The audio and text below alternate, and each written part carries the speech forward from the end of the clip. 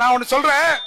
ஜெயங்கொண்ட ஒரு கூட்டத்துல திருமாவளவன் இந்த கொடியை பாமக கொடியை ஏத்துகிறேன், இந்த தொகுதியில் பாமக வேட்பாளர் நிற்கவில்லை, திருமாவளவன் நிற்கிறேன் என்று உன் அக்காவிடம் சொல், உன் அம்மாவிடம் சொல், திருமாவளவன் ஓட்டு கேட்டு வந்தேன் என்று சொல்லுன்னு சொன்னல்ல.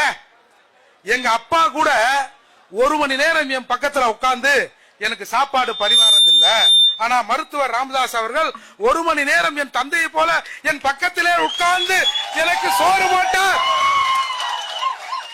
என்று சொல்லிய நபர்கள் இன்னைக்கு திமுக என்ற கூட்டணியில் பாமக என்ற ஒரு கட்சி வந்தால் விசிக இருக்காது என்று சொல்றல்ல. இதுதான் திராவிடத்தின் சூழ்ச்சி. அமைச்சரவையில ஒரு 3-4 வன்னியர் சமூக பிரதிநிதிகளுக்கு கொடுத்திருக்காங்க. இது தமிழகத்துல மருத்துவர் ஐயாவும் அன்புமணி ராமதாஸ் அவர்களும் ஜி.கே. மணி போன்றவர்களும் PMK இல்லனா இந்த சமூகத்திற்கு நடந்திருக்குமா? இப்ப நாங்க 18% இருக்கோம். எங்களுக்கு எத்தனை பேர் கொடுத்திருக்காங்க சொல்லுங்க. அப்போ எங்க சமூகத்தில் இத்தகைய தலைவர்கள் இல்லை. இந்த சமூகத்தை பார்த்து அரசு பயப்படாது என்ற நிலையில் தான் நாங்கள் அனாதையாக்கப்பட்டிருக்கோம். நான் இந்த கூட்டத்தின் வாயிலாக நம்முடைய அன்புமணி மருத்துவர் ஐயாவுக்கு ஒரு வேண்டுகோளை விடுக்கிறேன். எங்கெல்லாம் வட மாவட்டங்களிலே வன்னியருக்கும் பறையருக்கும் வன்னியருக்குமான சின்ன சின்ன சண்டைகள் சச்சரவு நிற்கிறதோ, வன்னியர் சமூகத்தின் சார்பாக நீங்கள் வாருங்கள், பறையர் சமூகத்தின் சார்பாக நாங்கள் வருகிறோம். ஒரு 4-5 பிரச்சனையை நாம் ஒன்றாக நினைந்து தீர்த்துவிட்டால் இந்த தமிழகத்தில் அரசியல் வரலாறு மாறிவிடும். நாம் கேட்க வேண்டிய இடத்திலே இருக்கிற நாம் இவர்களுக்கெல்லாம் கொடுக்க வேண்டிய இடத்திலே இருப்போம். இந்த பட்டியல் சமூகத்தை சார்ந்தவர் எவனும் முதலமைச்சர் ஆக முடியாது என்று, இந்தியாவிலே ஆக முடியாது என்று ஒரு புடுங்கி சொன்னாரு. மருத்துவர் ஐயா அன்புமணி ஐயா கூட சொன்னாரு, எங்களுக்கு ஆதரவு அளித்தால் ஒரு பட்டியல் சமூகத்திலே இருக்கிற ஒருவரை முதலமைச்சர் ஆக்குவதற்கு நாங்கள் தயார் என்று சொன்னார்.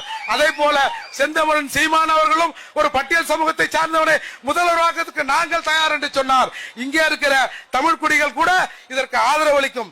நாம் 1 வருடம் 2 வருடம் 3 வருடம் நமக்குள்ள பங்கு போட்டு இந்த முதலமைச்சர் பதவியை நாம அனுபவிப்போம். இந்த கேட்கிற நிலையை மறுத்து கொடுக்கிற நிலைக்கு நாம் வர வேண்டும் என்று சொன்னால் தமிழராக ஒன்றிணைய வேண்டும். ஏதோ தமிழகத்திலே இருக்கிற சாதி தலைகளை எண்ணுவது என்று நினைக்கிறாங்க.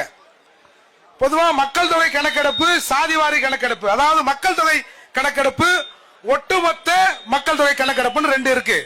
மக்கள் தொகை கணக்கெடுக்கிற பொழுது ஒவ்வொரு மக்கள் தொகை கணக்கெடுப்பிலும் இந்த நாட்டில் இருக்கிற பட்டியல் சமூக மக்கள், SC ST மக்களின் வாழ்வாதாரம், என் வீடுனா என் வீட்டுல எத்தனை பேர் இருக்கும், என்னோட பொருளாதார வசதி என்ன, என் வீட்டுல என்ன வசதி வாய்ப்பு இருக்கு, நான் என்ன வேலை செய்யறேன், நான் என்ன படிக்கிறேன் அப்படிங்கறத ஒரு கணக்கெடுப்பு எடுப்பாங்க.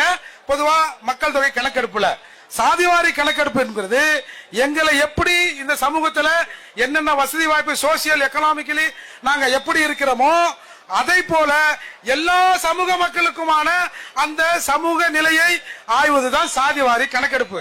இந்த கணக்கெடுப்பு 1872 ஆங்கிலேயர் மக்கள் தொகை கணக்கெடுப்பு எடுத்தாங்க. அதுக்கப்புறம் 1931 இந்த சாதி குறித்தான விவரங்கள் அடங்கிய கணக்கெடுப்பு இந்தியாவில் எடுக்கப்பட்டது, குறிப்பா தமிழகத்திலும் சேர்த்து எடுக்கப்பட்டது. அதற்கு பிறகு எந்த தரவுகளும் எந்த சாதியில் எந்த மக்கள் எந்த நிலையில் இருக்கிறார்கள் என்ற ஒரு புள்ளி விவரம் கூட இந்த அரசு கிட்ட இல்ல. 1951, 61, 91, 2001 மக்கள் தொகை கணக்கெடுப்பிலும் இதே நிலைதான். எங்களை பற்றிய டீட்டெயில் இருந்ததே தவிர மற்ற தமிழகத்தில் இருக்க எந்த மக்களை பற்றியுமான டீட்டெயிலும் அரசு எடுக்கல. அதனால தான் இப்போ 2011 மத்திய அரசு இந்த சாதி வாரியான கணக்கெடுப்பை எடுத்தது. அந்த கணக்கெடுப்பை எடுத்து 2015 அந்த சோசியல் வெல்ஃபேர் டிபார்ட்மெண்ட் கிட்ட கொடுத்து, அமைச்சர்கிட்ட கொடுத்து, அந்த கணக்கெடுப்பு இன்னும் வரல. இப்படி இருக்கிற 2022 திரும்பவும் இந்த கணக்கெடுப்பு எடுக்கப்பட்டிருக்கணும். அப்படி எடுக்கப்பட்டதுன்னா அந்த கோவிட் காலம்ன்றதால அதை இவங்க எடுக்கல. இப்போ தமிழக அரசை நாம மருத்துவர் ஐயா உட்பட எல்லாரும் கேட்கிறாங்க சாதிவாரி கணக்கெடுப்பு எடுங்கன்னு.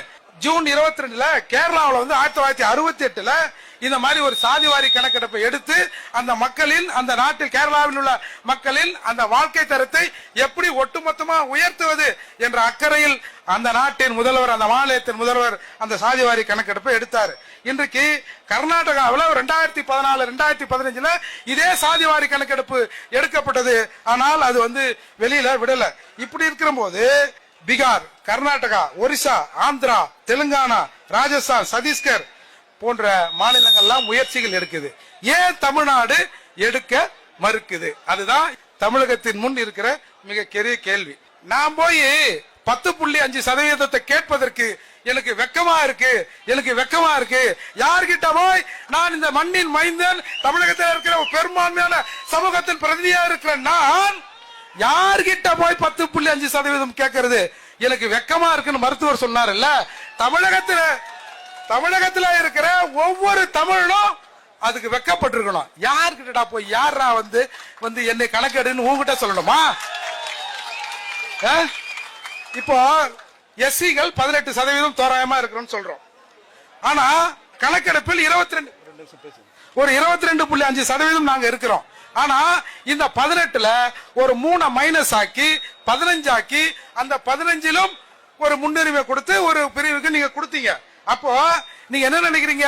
10.5% இன்னைக்கு செட்பேக் ஆயிருக்குன்னா தமிழகத்தில் இருக்கிறவன் எல்லாம் உறுதியானவன், இவன் ஒத்துமை இல்லாதவன், அதால இவன் இப்படியே இருந்துருவான் அப்படின்ற நினைப்புலதான் இன்றைக்கு தமிழக அரசு இதை எடுக்க மறுக்குது. இப்போ 10.5% கொடுத்தாங்க. சரி, மொத்தமா இன்றைக்கு அமைச்சரவையில ஒரு 3-4 வன்னியர் சமூக பிரதிநிதிகளுக்கு கொடுத்திருக்காங்க. இது தமிழகத்துல மருத்துவர் ஐயாவும் அன்புமணி ராமதாஸ் அவர்களும் GK மணி போன்றவர்களும் PMK இல்லனா இந்த சமூகத்திற்கு நடந்திருக்குமா? இவர்களுக்கு மூவருக்கு பயந்து தான் இந்த அரசு அமைச்சரவையில் இடம் கொடுத்திருக்கு. இப்ப நாங்க 18% இருக்கோம். எங்களுக்கு எத்தனை பேர் கொடுத்திருக்காங்க சொல்லுங்க. அப்போ எங்க சமூகத்தில் இத்தகைய தலைவர்கள் இல்லை. இந்த சமூகத்தை பார்த்து அரசு பயப்படாது என்ற நிலையில் தான் நாங்கள் அனாதையாக்கப்பட்டிருக்கோம். இன்றைக்கு பாமக மட்டும் இல்லனா எப்படி பட்டியல் சமூக மக்கள் இன்னைக்கு பஞ்சை பராதியாக தமிழ்நாட்டில் இருக்கிறோமோ அதை போலத்தான் பாட்டாளி மக்கள் கட்சியும் வன்னியர் சமூகமும் இருந்திருக்கும் என்பதை இந்த சமூகம் மறந்துவிடக் கூடாது. இப்போ தமிழ் குடிகள் எல்லாம் இங்க இருக்கிற எல்லா தமிழ் குடியும் எங்களை என்னு சொல்றோம். வட மாவட்டங்களில் இருக்கிற பெரும்பான்மையாக இருக்கிற பறையர் வன்னியர் எங்களை எண்ணுன்றோம். தென் மாவட்டத்தில் இருக்கிற தேவர் தேவேந்திரர் மற்ற முத்துரையர் இவங்க எல்லாருமே எங்களை எண்ணுன்றோம். என்றதுல உங்களுக்கு என்னையா பிரச்சனை? அதை வெளிப்படையா முதல்ல சொல்லுங்க. என்னன்னா நான் பெரும்பான்மையாக இருக்கிறேன் என்பது எனக்கு தெரிந்துவிடும். ஒரு மைக்ரோசாப்ட் கம்யூனிட்டி தமிழ்நாட்டை ஆண்டு கொண்டிருக்கிறது. ஒரு கல்யாண மண்டபத்திலே அடைக்கக்கூடிய மக்கள் தான் தமிழகத்தை தொடர்ந்து ஆண்டு கொண்டு இருக்கிறார்கள் என்பது வெளியே வந்துவிடும் என்பதற்காக இந்த திராவிட கும்பல்